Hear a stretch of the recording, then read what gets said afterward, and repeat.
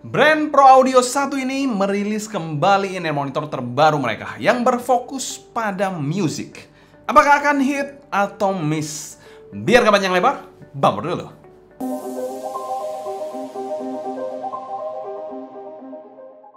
Halo semua, selamat datang channel Sound Dignity bersama dengan saya Sebastian. Seperti biasa akan sharing info dan racun mengenai dunia personal audio, baik itu dari portable ataupun desktop audio. Bicara soal brand NF Audio sendiri, ini adalah salah satu brand Pro Audio yang sudah berdiri sejak 2014. Jadi sudah 10 tahun eksis di dunia peraudioan. Dan kali ini mereka merilis in-ear monitor dari music series mereka yang diberi nama RA15. Di mana RA15 ini mengusung teknologi filter tuning. Yes, ada dua filter tuning yang diberikan di dalam paket penjualannya, yang itu yang bright dan juga yang warm sounding. Jadi ada dua yang bisa kalian pilih untuk suaranya. Untuk dapur pacunya sendiri ditenagai oleh single dynamic driver 10 mm di in-ear monitor satu ini. Di mana teknologi drivernya dia menggunakan Tesla dual magnetic dan juga diafram polimer berbahan khusus yang memastikan performa dari dynamic drivernya mantul. Nah, untuk kabelnya sendiri sudah menggunakan kabel dual pin ya, tapi sangat disayangkan dia masih menggunakan QDC type atau type C gitu ya. Jadi tidak terlalu universal menurut saya, dan itu annoying banget untuk saya pribadi ya. Mungkin tidak untuk semua orang ya, mungkin ada yang suka juga, tapi untuk saya kebanyakan in-ear monitornya lebih prefer yang 2 pin universal yang bisa dipakai di mana aja sih. Jadi nggak harus type C ataupun QDC type. Untuk sensitivitasnya, in-ear monitor ini ada di angka 125 dB dengan impedance 32 ohm. Dan kita mau thanks berat untuk NF Audio sebagai sponsor video review kali ini. Semua link pembelian saya taruh di kolom deskripsi di bawah buat kalian tertarik, dan 100% review ini adalah opini pribadi saya. Selain kita bahas packaging dari in-ear monitor satu ini, untuk sensasi lengkap unboxing dari in-ear monitor satu ini pernah kita bahas pada video di atas, kalian bisa cek aja langsung.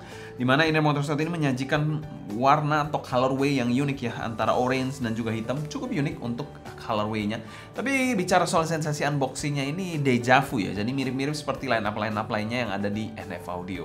Dan untuk paket penjualannya sendiri ada in-ear monitor tentu saja, 4 pasang air tips, lalu kabel, ada 2 filter tuning, manual, dan juga pouch, mungkin pleather atau leather gini, yang agak kecil ya menurut saya, berwarna putih seperti ini, jadi agak gampang kotor juga sih. Dan bicara soal packagingnya sendiri, kami berikan skor base solid ya. Packagingnya sebenarnya oke lah, tapi sayang aja sensasi unboxingnya ada rada mirip atau deja vu seperti NF Audio yang kita pernah review sebelumnya juga. Kalau bicara soal kelengkapannya ya cukup decent aja sih, standar aja sih, nggak ada yang spesial gimana sih. Tapi nggak ada yang kurang juga, cukup esensial. Selanjutnya kita bahas build quality dari in-ear monitor satu ini. Oke, build sendiri dari in-ear monitor satu ini dia berbahan metal ya, tapi saya nggak yakin ini aluminium sih. Housingnya sendiri berwarna doff silvery grey seperti ini, dan terdapat 2 fan hole di bagian dalam housingnya. Kalian bisa lihat di sini 1 dan 2. Di sini juga ada markingnya dan tulisan RA15. Ya, ini ada marking yang di emboss L dan R di housingnya. Untuk nozzle sendiri berbahan metal sama seperti housingnya. Di sini kita menggunakan devoltnya silver nozzle ya. Ada brass nozzle juga diberikan di dalam paket penjualannya. Untuk nozzle-nya sendiri agak sedikit miring ya. Di sini dengan diameter kita akan ukur sama-sama aja diameternya di nozzle-nya ini. Di sini sekitar 5,6, mungkin bisa dibulatkan 5,5 mm ya. Untuk nozzle-nya ini bisa dikategorikan sedang aja, nggak terlalu panjang atau pendek banget ya.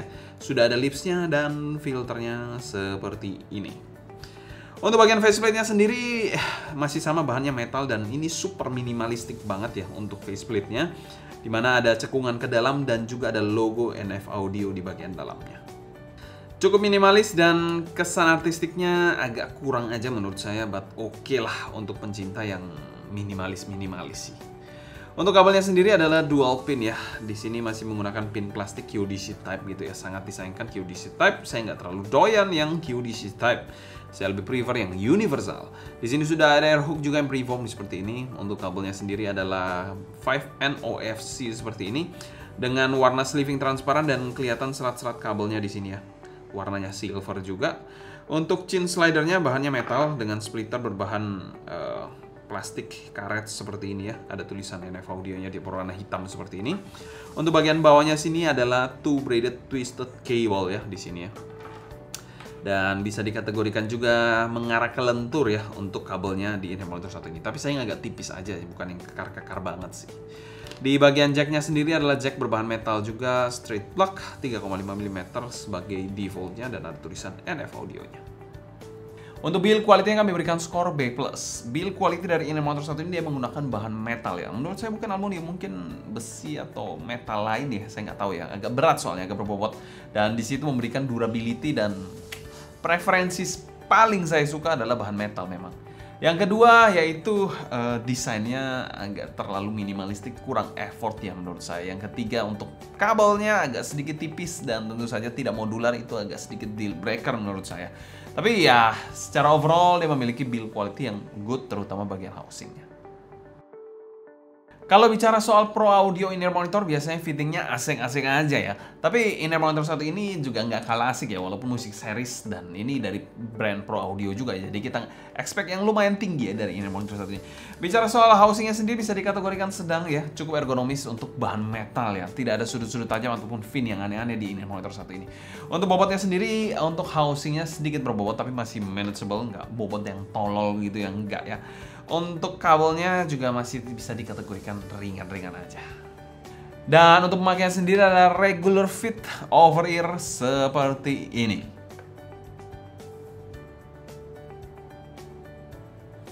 Dan disclaimer di sini kita menggunakan air tips bawaan ya, silikon dengan size M-nya ya di in-ear monitor satu ini. Dan untuk kekedapan dan grip, digoyang-goyang gini kekedapannya ya pretty good ya, dengan grip yang oke, walaupun ini memang bukan tipe yang super snack banget menurut saya. Karena memang bahan metal ini biasanya ya tipe-tipe yang nggak terlalu super snack, masih kalah dengan resin lah kalau bisa saya katakan. Jadi pada saat ini monitor ini dipakai di telinga saya merasa nyaman-nyaman aja sih, nggak ada yang gimana-gimana, jadi nggak neken telinga saya terlalu padat gitu, terlalu neken gitu ya. Jadi santai-santai aja pakai ini monitor satu ini jadinya. Jadi untuk jangka waktu pemakaian yang panjang juga nggak terkesan terlalu panas ataupun terlalu cepat fatigue juga di ini monitor satu ini. Karena memang bukan yang super snack banget sih. Dan secara umum kami berikan skor B+ untuk fitting dari ini monitor satu ini. Untuk sebuah ini monitor musik sudah sangat-sangat decent banget lah dan cukup versatile. Untuk housingnya juga sedang, menurut saya nggak akan terlalu bermasalah untuk sebagian besar orang menggunakan ini monitor satu ini. Mungkin kalau seal-nya aja yang kurang, kalian bisa mainkan air tips-nya aja sih. Selain kita bahas sound quality dari in-ear monitor satu ini, arah suara dari in-ear monitor satu ini bisa dikategorikan V-shape dengan sedikit bumbu-bumbu micin-micin bright ya. Jadi ada sedikit bumbu-bumbu brightnya. Untuk penekanan lebih fokus di area mid bass dan bagian treble-nya. Dan untuk di drive sendiri in-ear monitor ini nggak terlalu ribet-ribet banget, jadi kalian nggak usah terlalu pusing untuk source-nya juga ya. Maksudnya secara powernya nggak ribet-ribet banget sih. Dan disclaimer untuk kalian, kita menggunakan nozzle bawaan ya, nozzle tuning bawaan yang bright ya, yang warnanya silver ya, bukan yang brass ya, atau yang warm. Jadi ini perlu kalian perhatikan untuk review kali ini. Dan suara yang saya suka adalah neutral warm sounding. Oke, untuk bass in-ear monitor satu ini bisa dikategorikan bass yang cukup padat. Teksturnya sendiri cukup terasa mental-mentulnya dan lebih main ke area mid bass. Bassnya ini juga terasa impactful tapi memang sedikit kurang dalam dikitnya. Dimana sub bassnya ini juga ada tapi rada tipis. Jadi ya ekstensinya oke lah, masih oke lah. Secara kuantitas sih bass yang cukup padat dan rada fun sih. Kalau kualitasnya sih speednya standar, cukup bersih bassnya dan cukup terkontrol juga untuk bagian bassnya. Bass yang lumayan oke lah. Dimana kuantitasnya cukup dan kualitasnya good menurut saya. Tapi jelas bukan yang bass yang super gendut atau horek banget gitu ya. Untuk bagian mid-nya di sini posisinya agak mundur, dimana male vokalnya ini somehow rada tipis terasa. Suaranya sedikit kurang las dengan artikulasi yang sedikit kaku juga. Untuk clarity-nya decent ya di monitor satu ini dan overall sedikit soulless aja presentasinya. Jadi kurang emosionalnya dapat gitu, kurang ya di monitor satu ini. Untuk female vokalnya dipresentasikan dengan lebih pas menurut saya. Walaupun memang kalau kita bicara soal clarity-nya agak sedikit kurang ya. Menurut saya aja ya, sedikit kurang di situ ya. Tapi positifnya di sini cukup terkontrol dan rapi dan nada-nadanya cukup dinamis. Pada lagu Adele juga dipresentasikan dengan baik dan terkesan sedikit forward, masih dapat energinya sih dan overall presentasinya lumayan oke lah. Di sini shouting-nya masih agak milih-milih lagu, tapi overall masih cukup aman lah. Selain itu presentasi instrumennya juga in the background, jadi sedikit kurang lively dibandingkan in motor di kelas harganya. Well, untuk treble-nya di sini rada bright ya. Benarnya sih hitnya nggak pedes-pedes banget ya. Cuma decay-nya ini rada panjang, jadi kesan ringingnya kalau pada saat cymbal crash dipukul gitu, dia terasa sedikit terlalu nyerang dan nyelekit dan berat gitulah. Jadi benernya oke treble-nya, cuma kurang rapi aja di sini. Untuk violinnya juga sedikit kurang rapi, dimana naik turun nadanya terlalu drastis bedanya, jadi bisa kalem-kalem gitu di nada-nada bawah, tiba-tiba di nada atas langsung agak nyelekit atau terlalu nyerang. Jadi itu agak sedikit mengganggu menurut saya. Namun overall detailnya oke dan airy yang cukup baik ya di sini, terkesan tidak kayak kuburan ambience-nya. Si balance-nya pada low chord cool ada sedikit hint, tapi masih bisa dikategorikan borderline lah di Inner Monitor 1 ini. Dan secara keseluruhan tonalitas dari RA15 ini kami berikan skor B solid ya. Secara tonal buat male vokalnya sih jelas bukan selera saya dan kurang banget menurut saya. Tapi yang paling ganggu sih sebenarnya adalah treble-nya sih dibandingkan yang lainnya.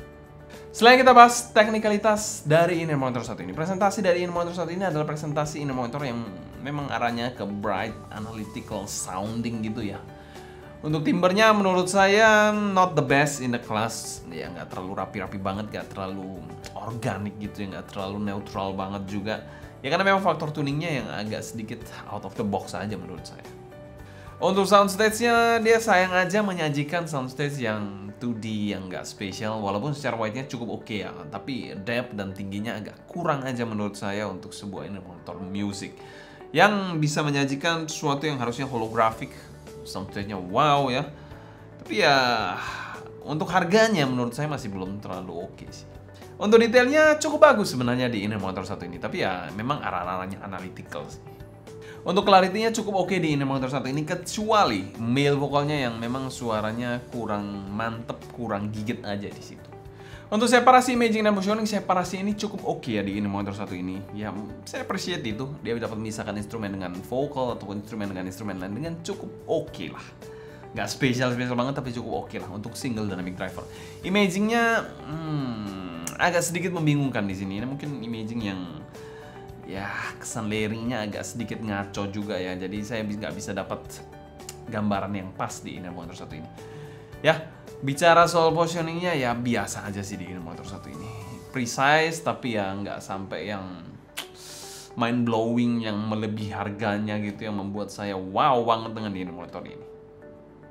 Dan sekarang kami berikan skor B- untuk teknikalitas Inner Monitor 1 ini. Clarity dan detail lumayan oke lah di Inner Monitor 1 ini. Sisanya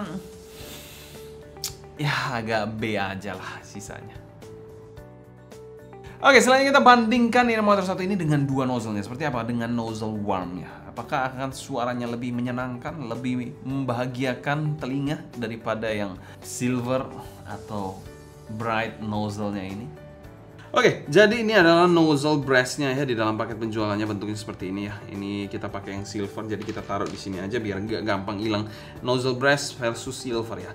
Di sini kita menggunakan overall menggunakan yang bright-nya, yang silver-nya ya di sini ya.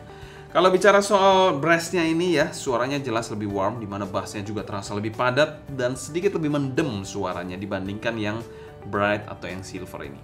Male vokalnya juga terasa lebih lush dan lebih halus juga di sini, namun kurang dynamic ya, kurang dinamis dibandingkan yang silver ini. Female vokalnya mirip-mirip, cuma lebih warmer dan sopan di yang brass ini dibandingkan yang silver ini, yang menurut saya sedikit kurang rapih jika dibandingkan yang sini. Untuk treble-nya a little bit kalem juga di yang brass ini, tapi masih ringing decay-nya. Tapi kalau saya suruh milih ya, jelas saya pilih nozzle yang brass ini dibandingkan nozzle yang silver yang kita review ini. Kenapa saya pilih yang brass? Karena overall dia lebih sopan suaranya, walaupun sedikit mengorbankan clarity dan detail, tapi masih lebih bisa diajak dengerin lagu lama-lama dibandingkan yang ini sih. Karena memang di sini terasa lebih messy aja, lebih ngaco aja suaranya dibandingkan yang brass ini. Jadi kalau saya mesti milih, mungkin kalau hanya boleh satu tuning, saya ambil yang brass dibandingkan yang silver. Tapi kita juga kadung review yang silver ya di sini, karena memang defaultnya yang silver. Selain kita bahas pro dan cons dari Inner Monitor 1 ini. Cons pertama dari Inner Monitor 1 ini yaitu silver nozzle-nya ini tonalnya nggak rapi. Menurut saya kurang rapi ya tonalnya, jadi ya terlalu brighter sometimes dan timbernya agak sedikit ngaco. Untuk cons yang kedua yaitu dia nggak modular jack ya. Harusnya bisa ya modular jack ya. Di harga-harga segini ya harusnya bisa lah modular jack pelan-pelan. Mungkin dikasih satu aja, 44 kan sudah mantep banget harusnya. Untuk pro-nya dari ini monitor satu ini, nozzle tuning yang brass-nya saya lebih suka, menurut saya lebih proper aja, suaranya juga sedikit lebih rapi jika dibandingkan yang silver tuning ini. Jadi saya lebih suka yang brass sebenarnya. Tapi yang kita review perlu kalian perhatikan adalah yang silver ya. Pro yang kedua yaitu housingnya berbahan metal ya. Di sini saya suka banget housing berbahan metal, tapi ada sedikit minusnya yaitu bisa sedikit nyetrum kalau colok sembarangan. Jadi perhatikan itu ya. Dan untuk value for money-nya di Inner Monitor 1 ini di angka 1,3 jutaan kami belikan skor B aja dan masuk pada kategori fair value aja. Nozzle brass-nya mungkin menjadi pilihan yang bisa mengobati sedikit kerewelan kuping saya sih di Inner Monitor 1 ini. Kesimpulan, RA15 ini menyajikan dua pilihan suara yang bisa dikategorikan cukup kontras dan pilihan saya jatuh kepada brass nozzle-nya. Tapi ingat, kita review di sini adalah silver nozzle-nya. Jadi, kalau brass nozzle angkanya harusnya bisa sedikit lebih baik untuk teknikalitas dan tonalnya juga. Demikian cerita saya mengenai RA15 ini. Kalau kalian suka jangan lupa subscribe, klik tombol like, follow Instagram, TikTok, dan Discord kita @sounddignity agar kalian tidak ketinggalan update terbaru mengenai dunia portable dan desktop audio. Kalau kalian ada pertanyaan seputar ini monitor ini, feel free tulis pertanyaan kalian di kolom komentar di bawah ya. Mungkin sekian dulu untuk video kali ini. Saya Sebastian dari Sound Dignity pamit undur diri. Sampai jumpa di video berikutnya. Happy listening, stay healthy, and ciao.